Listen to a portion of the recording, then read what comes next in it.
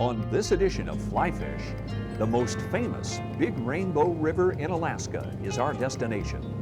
Called the Talarik, it empties into Lake Illiamna, and in the fall, huge trout are what it's known for. Jack Dennis is our host, and he joins lodge owner Tom Robinson in pursuit of the fat and silver rainbows of the Talarik. In our tying segment, Wendy Gunn joins us to go over a typical Alaska rainbow fly box. There are few places where the patterns change so dramatically in such a short period of time. In our instructional segment, respected author Gary LaFontaine has one of a number of reviews of the best basic fly fishing books for beginners. The Dry Fly New Angles is his selection for today.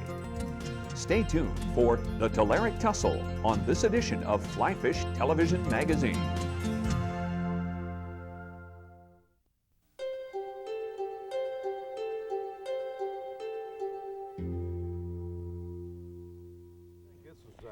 I think this is, Tom, this is really a conservation type of a situation too, the way you rig these beads. I've never seen anything quite like this, where the fish gets hooked in the side, not down the throat.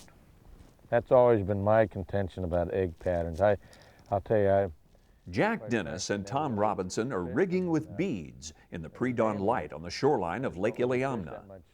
There's some controversy about the beads designed to represent fish eggs. The reservations of some are that they're not in fact flies, and that they're taken too deeply by fish, thus injuring them.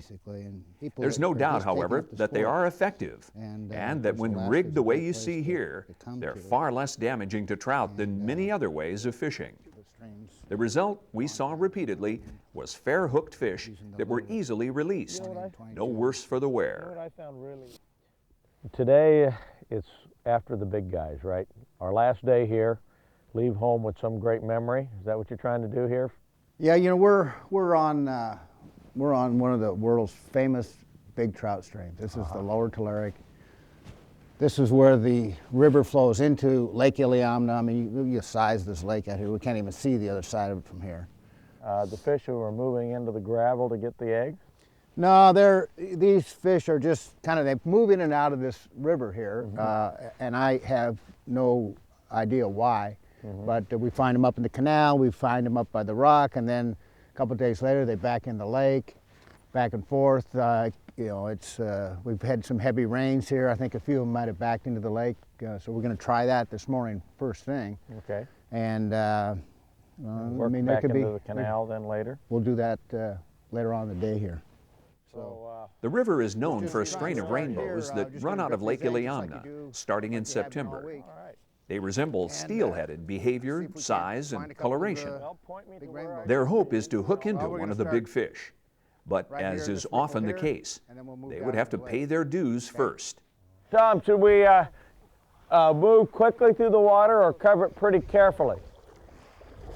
Well, I like to kind of work through this riffle, then down into the lake, into the bigger water down here, where probably the bigger fish are going to be. I lost my weight, though. Uh-oh. So I noticed yesterday that we just kept working a lot of the same water and getting fish. There must have been a high concentration of fish. But here you're probably getting fish moving in and out and in and out, aren't you? You could probably stay here, but I always like to try, just find, just test all the water that's around me. There's a little bit bigger one.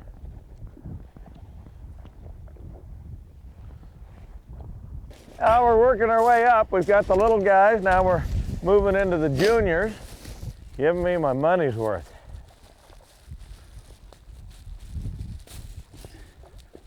That's a nice chromer. Look at that. Oh, look how silver he is. Whoops, there he goes. He's flipped off. Well, that's the best catch and release right there. Reposition the eggs.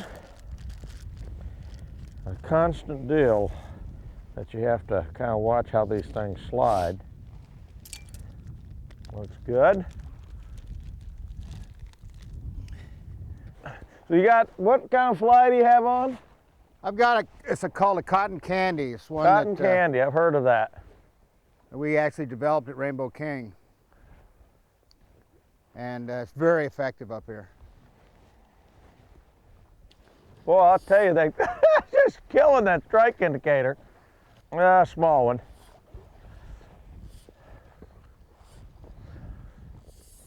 Must think that's a giant salmon egg. We gotta put some hooks on those indicators. Yeah. Well, I got a couple flies at my work. Dry fly eggs. Oh! There's a little bigger fish here, huh? Well, you're working your way up. That does look like 30 inches, but it's not 20. He's not 30, but he's pretty close to 20, I'll bet, over 20. Oh, yeah. And we're working our way up. We just keep working this water, we're gonna get the bigger guys. You gotta have a reel with a good drag when you come to Alaska. Yeah, you do. These go out in the middle of the lake. Particularly get these bigger fish. Yeah. That 31 incher was probably halfway across that lake. Lots of backing. He's coming in on me, whoa. He wants to go upriver. He's out of the way here. Holy cow. He came right in next to the shore. Yeah. And then just took off straight up. Now he's coming back down. He says it's attack, attack. He's gonna just test you out. This is a... Yeah, well, this is a little bit different than Gibraltar yesterday. We had logs to deal with and places you couldn't wade out. Here you got a better spot here to land them. Oh, you got the big lake here. Yeah. But they can do things to you here too. Oh yeah. They can just wear you out and then pull the hook out too. That's your biggest problem here. You're not going to break them off as much as you are you're going to pull that hook out. This water's still so colored it's hard to see the fish, but he's getting awful close here. Oh, that's a good fish. Really a good fish. Oh yeah, that's more than 20 inches. I'll bet you I'll give you 24 on that. Oh yeah, oh yeah. That's a good fish. That's a good starter. That's a good way to start. Look at that, just chrome. I mean, are those Tough gorgeous fish or not? And the cotton candy did it. Whoa, man, that's a nice fish, huh, Jack? All right, there he goes. Woo! All right. Yeah. It was a beautiful Alaska morning. The fall colors were coming on. The distant mountains had a dusting of snow, and waterfowl were starting to get nervous with a breeze that felt like winter. With such good fishing, it would be hard to move on, but that was the plan.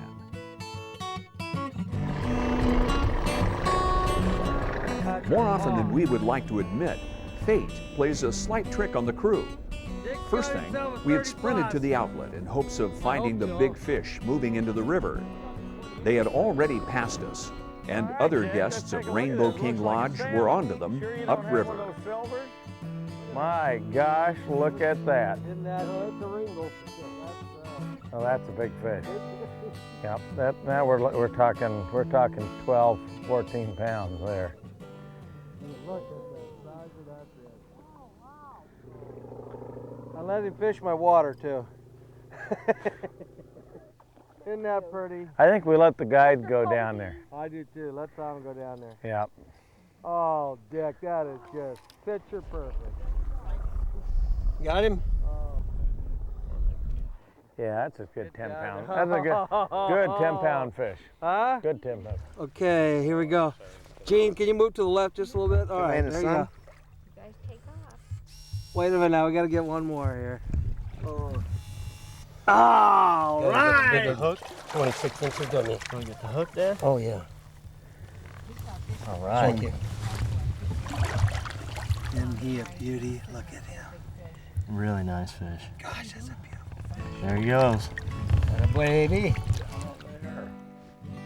You getting over that? Oh, on the other side. Yep. That indicator's a little tough to see in this light, isn't it? Yeah. Well, I don't know how far you should be over. Well, I don't know. I just kind of like a I little mean, bit it out looks from like where the deeper part's right in the middle. Yeah, but they kind of hang along those edges. You see them both. I see that some breaking the surface over there. It didn't take long for Jack and Tom to get back in the water. They were still fishing the beads with a little split shot and above a strike indicator.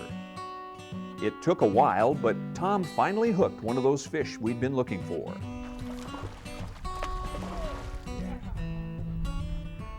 There we go. Picked it up, ran upstream with it, and then came right to the bank and just totally leaped out of the water. It's incredible. I want you to know, Tom, that I fish this water very thoroughly. Shows you that the locals know what's going on. Local knowledge. Local knowledge. Oh, look at the size of that fish. You think you're ready for me to go down there? I'll go down there. You know, I don't have my forceps here. I'm going to take yours. I feel I'm going to need them. Mine's on my raincoat, which we do not need right now. What a bright day, huh? This is September. Oh, it's What is it, great. September 24th. I have way too many What do you clothes think it on. is? 60 degrees? It's got to be. Oh, 60 at least. Oh yeah, 60, 65. You know, so many good gear that we have now to handle this. Gore-Tex waders, Gore-Tex jackets, fleece. Ooh. Yes, sirree. River. Oh, Nice River jump fish. there. I thought he was ready. I thought he was going then. Yeah, I'll tell That you. the hook was going. Oh yeah. Look at the big, bright rainbow stripe. Nice. Whoa. Okay. I'm not. Good job.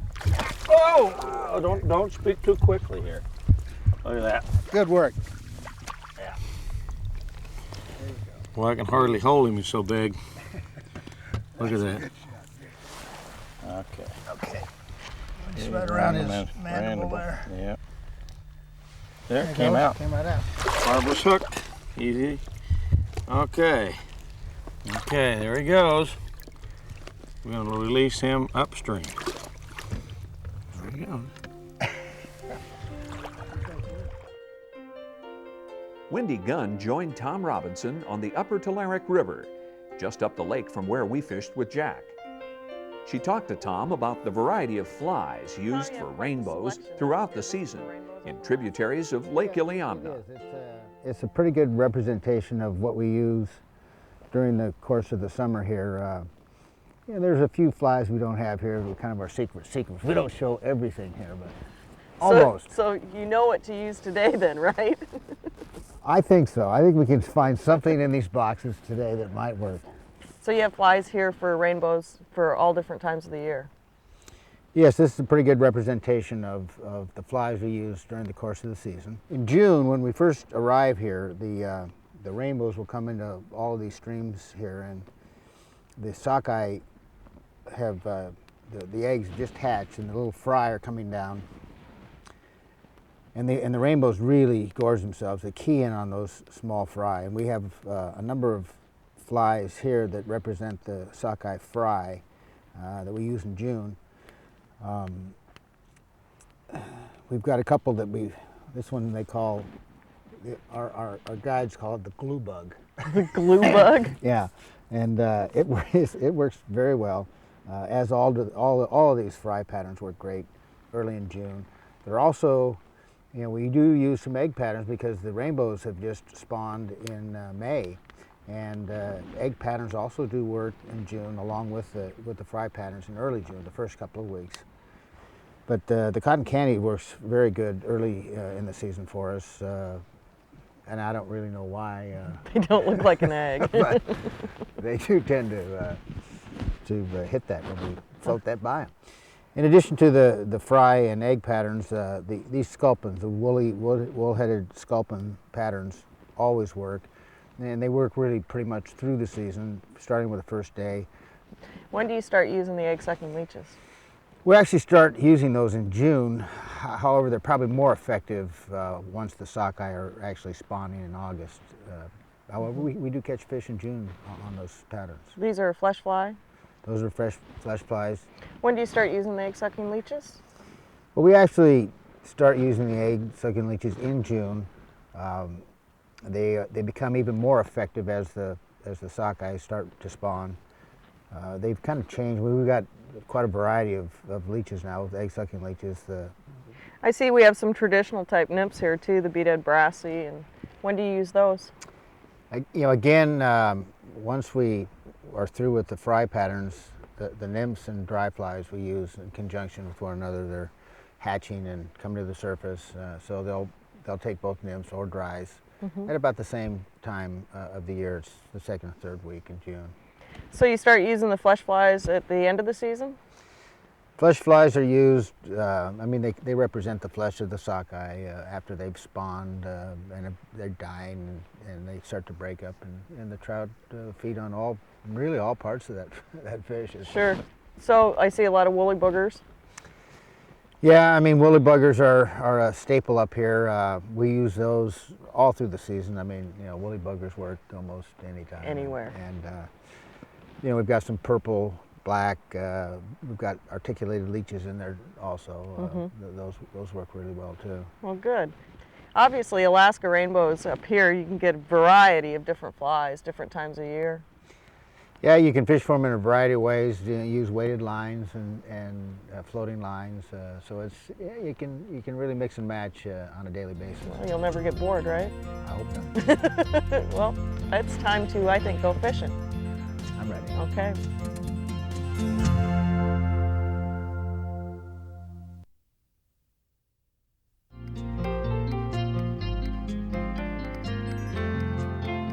The dry fly, new angles. The dry fly new angles is by me, and it was chosen by Robert Burrows as one of the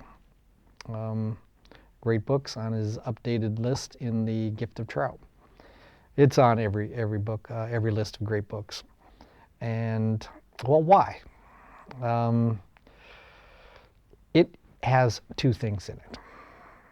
It has a theory of imitation and a theory of attraction.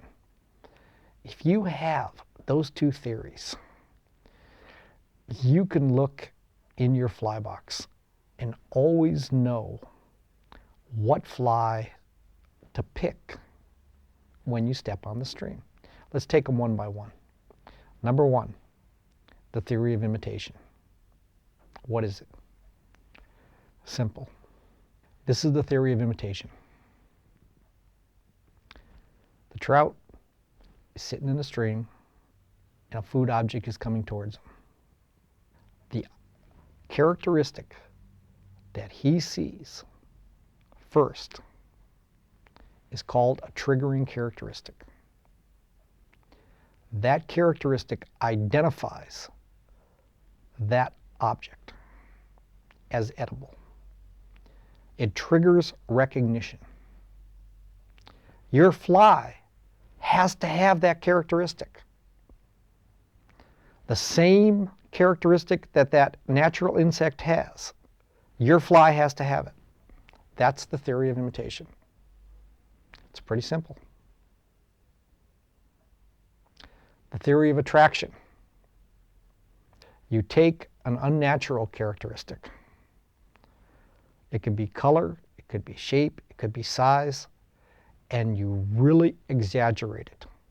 You make something so unnatural that you trigger the curiosity of the fish. The fish is not actively feeding, but you put something really unnatural out there that makes him look up and say, I wonder what that is, and he comes up and he will respond to it. I love to fish a dry fly. Those two theories together tell me that I can fish the dry fly maybe 50% of the time and have a chance. Obviously, when fish are rising, I can use my theories of imitation, and fish are not rising, I can pull them up from the bottom the rest of the time by using the theory of attraction. It's worth it. It's a lot of fun. And the fun of the dry fly is that you have those two theories to play with. Good book, a lot of fun. People love it.